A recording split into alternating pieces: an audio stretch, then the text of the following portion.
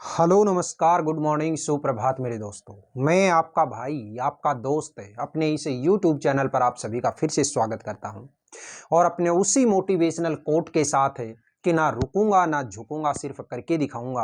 आज का हमारा ये जो टॉपिक चलने वाला है साथियों, इसके अंदर हम देखेंगे अपने प्री पोजीशन के नेक्स्ट पार्ट को। और इस प्री पोजीशन के अंदर मैंने कई सारे प्री पोजीशन आपको बहुत शानदार तरीके से करवा चुका हूं मैं। अब इसके बाद में जो बचे कुछ जो प्री पोजीशंस हैं उनके बारे में जिक्र करते हैं। तो सबसे पहला आज का जो हमारा प्री पोजीशन चलने वाला है उसके अंदर हम देखेंगे एक अलोंग। देखिएगा अलोंग।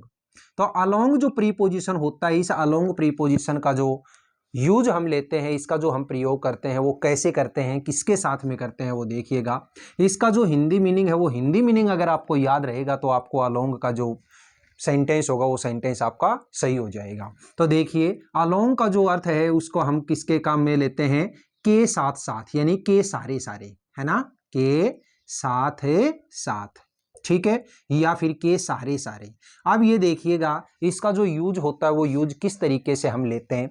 जैसे मान लीजिए सपोज करते हैं यहाँ पे कोई एक नदी बह रही है और वो जो नदी है उस नदी के सारे सारे क्या है, एक रास्ता जा रहा है, कोई एक सड़क जा रही है। तो वहां पे उस नदी के सारे सारे उस रास्ते या सड़क के बारे में जब हम जिक्र करते हैं तो उसके लिए क्या काम में लेते हैं, हमें अलोंग काम में लेते हैं। ठीक है, जैसे मान लीजिए मैंने सेंटेंस बोला, there were many trees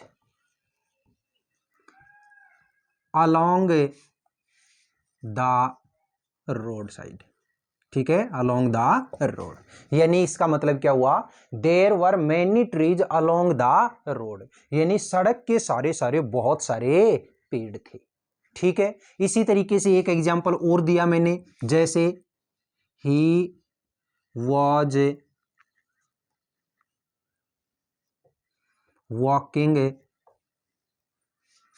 along the river, वह नदी के सारे सारे जा रहा था, यानी कि नदी के पास से जो रास्ता था उस रास्ते पे चल रहा था। तो जब इसका हिंदी मीनिंग अगर आपको याद रहेगा तो हिंदी मीनिंग याद रहेगा तो आप बहुत अच्छे तरीके से इस सेंटेंस को आप कर लेंगे। आप देखिएगा अगला जो प्रीपोजिशन आता है वो क्या है, थ्रू। देखिएगा थ्रू जो हमारा प्रीपोजिशन है इसको हम और किस तरीके से काम में लेते हैं।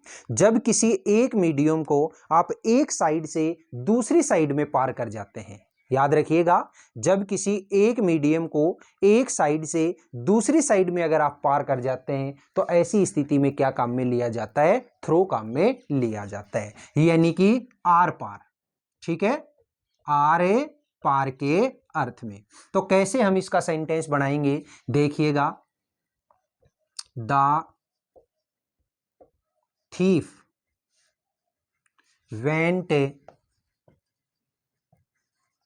Through the market. ठीक है, यानी कि जो थीफ था, जो चोर था, वो बाजार के बीचों बीच से चला गया। ठीक है, तो यानी बाजार है, उस बाजार के एक सिरे से दूसरे सिरे की तरफ उसने पार किया है। तो ऐसी स्थिति में क्या काम में लिया जाएगा, थ्रो काम में लिया जाएगा। इसी तरीके से एक एग्जांपल मैंने और दिया, देखिए, the train was running through the tunnel. Train थी वो सुरंग के बीचों बीच से जा रही थी।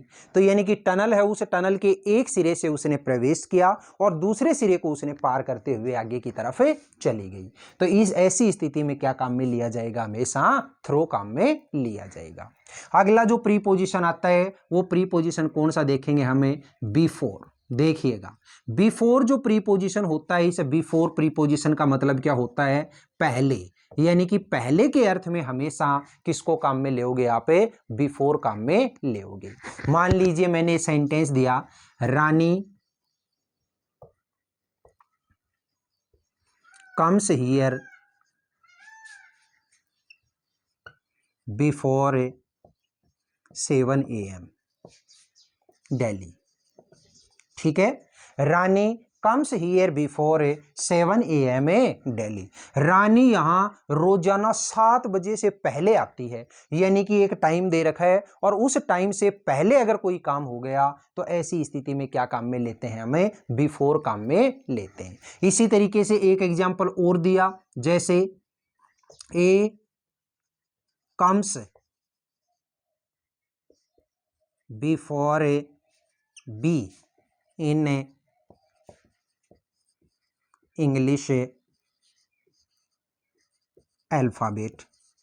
ए है वो इंग्लिश अल्फाबेट में बी से पहले आता है, तो यानी कि कोई भी एक स्थान दे रखा है और उस स्थान से पहले अगर कोई चीज आ जाती है तो हमेशा उसके लिए क्या काम में आता है, बिफोर काम में आता है।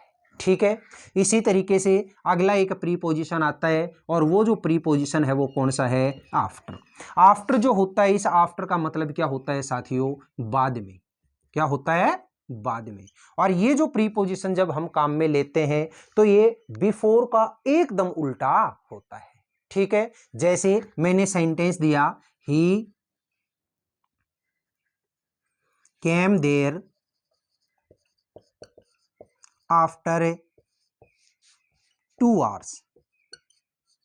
वह वहां 2 घंटे बाद में आया, तो यानी कि कोई एक टाइम था और उस टाइम के बाद में अगर कोई काम होता है तो ऐसी स्थिति में क्या काम में लेोगे आप, हमेशा आफ्टर काम में लेोगे। एक एग्जांपल और बनाया, जैसे ये ऊपर वाला जो सेंटेंस है इसी को मैंने उल्टा कर दिया। क्या कर दिया, B comes after A in English alphabets,